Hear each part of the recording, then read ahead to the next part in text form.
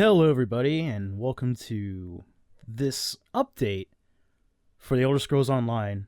This is Zips, and as promised I'm going to give you a brief update since my first review for the Elder Scrolls Online.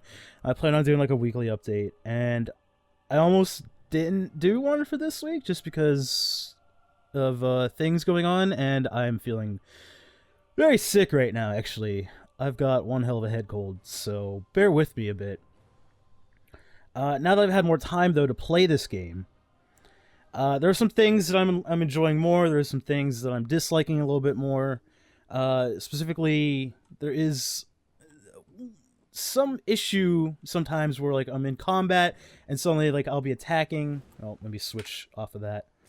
And I'll be attacking like this, and all of a sudden I'll get stunned. I mean, stun's a part of the game, okay, no problem.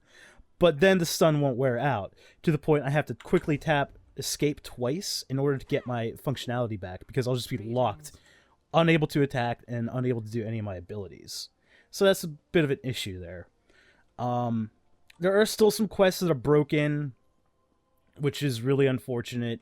They did release a patch earlier this week, which addressed some issues, but unfortunately nothing that I was stuck on. Let me just take a look at the journal here real quick, and we'll go back to the starting areas such as Deadly Whispers. That's a dungeon. I just haven't done that yet, so that's not a broken one, thankfully. The Nameless Soldier, however, I'm on the very last step of that quest, and you have to use fire to defeat Falchu. Problem is, he never spawns in. I waited around over a period of like 2 days. A bunch of people were there, just killing time. And apparently his spawn timer is from anywhere from like a couple hours to never. So I just kind of got tired of waiting. This one's also broken, Forgotten Ancestry. You have to talk to Harold Windvale.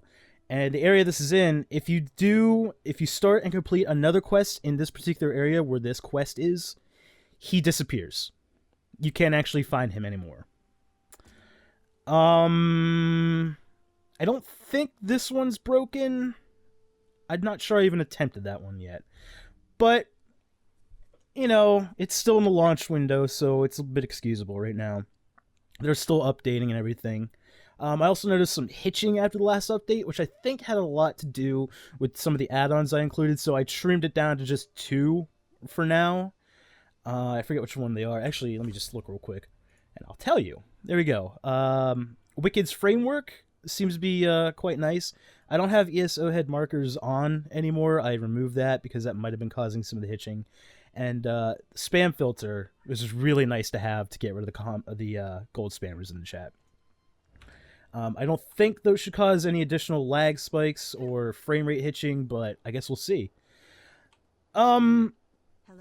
Let's see, there's another thing here. Cyrodiil has a lot of quests. The Cyrodiil area, and I'll bring up the map here, zoom out. Cyrodiil is the PvP area, and I played a couple hours of it the other day.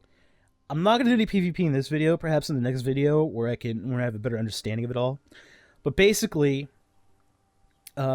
each faction controls a particular area of the map.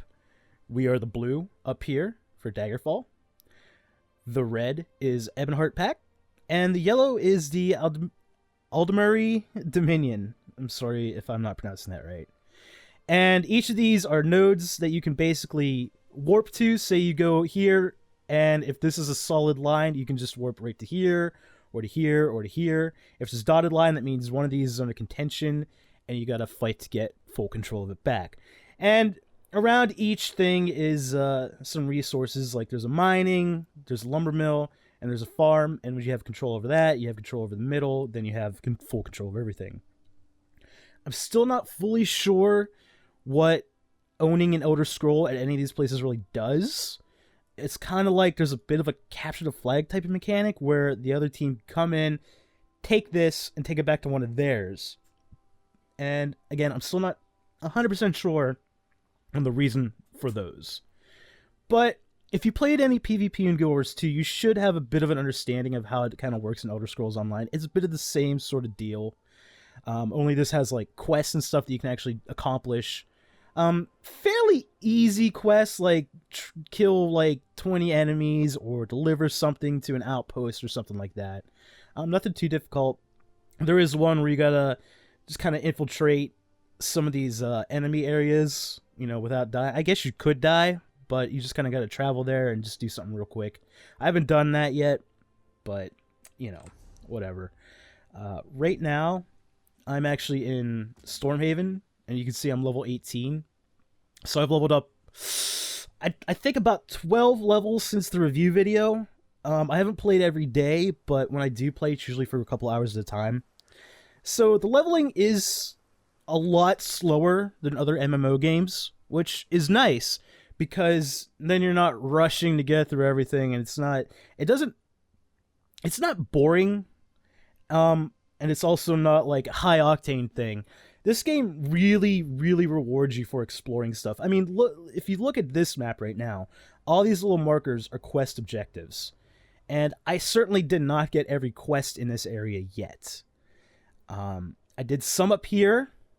And one cool thing I actually noticed, which I don't think I noticed for the review, when you complete the quests in an area, these icons right here, like for villages or castles or whatever, like this one right here, will actually go from looking like this, where it's kind of inverted black and white, to being solid white with black outline, meaning you did everything there. So that's pretty cool. It'll let you know when you completed all that stuff. Same thing for the starting area. You can kind of gauge like where you did everything that needed to be done, just at a quick glance. Like this, did everything there, did everything there. Besides that, as I was mentioning, this game rewards you for exploration, and I'm actually just going to go up here right now and do that quest over there. This game really rewards you for exploration. A lot of the quests, sure, they kind of start and end in some of the major cities and villages in this game, but a lot of them are also found out in the wild, so you'll just be like riding along a path and you'll just come across somebody, and they'll give you a quest to do, so you go off and do that. So it's really easy to kind of get sidetracked. Alright.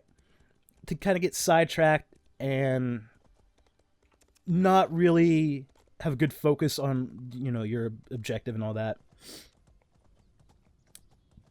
But it's fun. I love a game that rewards exploration. So, there we go. I should have protected It's the supernal dreamers. They've opened a portal to oblivion. They're trying to open more portals here and there. We need to stop that. Alright, so I gotta kill scamps and take their heads for this. I'm not gonna go through a lot of quests. I'm just gonna, you know, like I said, just make a quick status update video. See if there's anything that I can show you where any of those issues I mentioned crop up.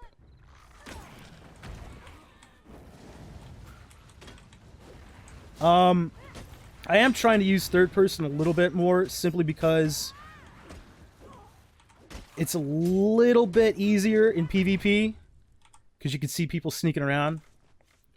PvP is also one of those things where you really need to have like a ranged weapon or an area of effect sort of thing, so you don't get into it. I'm still trying out my builds and everything. It is pretty difficult just because... There we go.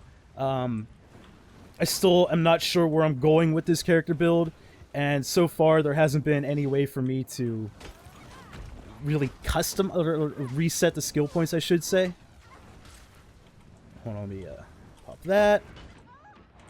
And I'm dead. That's what I get for trying to talk and play. But anyway, it's kind of difficult to tell where I'm going with this just yet, my character, because there is just a crap load of skills you can unlock and acquire. And there's skills based on your weapon types, and I've been going dual wield with heavy armor, which may not be the best idea because apparently my racial abilities are more geared towards, you know, magic use and all that. But I'm trying it out. If I don't like it, once I get to the point that I'm going to reset, I'll probably reset all the skill points just so I'm not, you know, completely gimped. I'm trying for going for DPS, and it never dawned on me that, hey, maybe heavy armor is not the best for that. And maybe using melee weapons is not the best for that, but I'm still learning. Even the PvP, the Alliance War stuff, has skills that you can unlock. So if you just want to play PvP, you focus on that stuff and unlocking that. Racial abilities, these are all passive, so that's not too bad. Crafting has a bunch of skills. So it's very, very in-depth. I do like how when you select class, you're not really limited to one particular weapon set or an armor set, but it also makes figuring out what works best a bit more difficult. So I'm still learning. Even after multiple hours in this game, I'm still definitely learning. Another thing that I would like to see, perhaps, is perhaps a separate area for materials where they don't take up inventory slots, because I've already had to upgrade my inventory space twice, and I'm still very low on space. I've upgraded my bank at least once, maybe twice now, and I'm out of space in that. So it's very difficult, especially if you want to try the different crafting abilities, all of them. Right, I've been focusing mostly in blacksmithing, but I've also been trying, clothing, and you get that from enchanting and disenchanting and deconstructing and constructing and doing all this stuff and finding materials out in the field and using those to make new stuff. So very, very in-depth. I do like this. I kind of wish future Elder Scrolls games, the single-player games, have something like this, where it's this in-depth and you can just go and make your character however you want. I know Skyrim was, fairly loose with that, but this seems to be even more broad, and I really appreciate that. So, like I said, I didn't want to do too long here. Super congested, so this isn't as long as I would like anyway. But I hope you enjoyed this first status update for the Elder Scrolls Online. I will try to do more weekly updates like this. Maybe if when I'm feeling better, I'll just do another one that's a bit more comprehensive, and I'll show more quests and everything. I do really like the look of this game. Like, there are moments where the game just looks absolutely beautiful. And it's great. I'm having a lot of fun here. As to whether or not it's worth the $15 a month, that's still up to you. I'm still undecided about that. Right now, I'm kind of leaning towards, after these 2 months are up, I probably will at least get another month. Maybe more. Depending. See how that goes. I really want to see some of the end-game content. I'm going to try to do some of the dungeons and such. So hopefully we'll get to those future videos, and I'm going to stop talking now because my throat's killing me. As always, this has been Zip for Total Gaming Network and CS Nation. Thanks for watching.